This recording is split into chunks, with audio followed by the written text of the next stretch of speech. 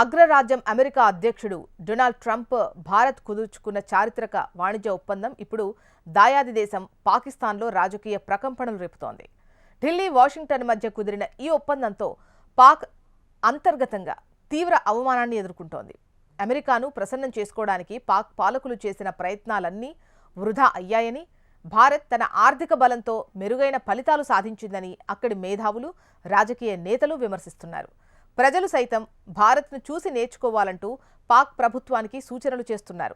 Bharat America తాజా ఒప్పందం ప్రకారం భారతీయ ఎగుమతులపై అమెరికా తన సుంకాలను 50% నుంచి 18% తగ్గించింది. కానీ అంతకు ముందే పాకిస్తాన్ పాలకులు ట్రంప్ను ప్రసన్నం చేసుకోవడానికి అనేక ప్రయత్నాలు చేశారు. ఆయన పేరును నోబెల్ శాంతి బహుమతికి నామినేట్ చేయడం, బోర్డ్ ఆఫ్ పీస్లో చేర్చడం వంటి నిర్ణయాలు తీసుకున్నారు. అయినప్పటికీ అమెరికా పాకిస్తాన్కు 19% సుంకాన్ని ఖరారు చేసింది.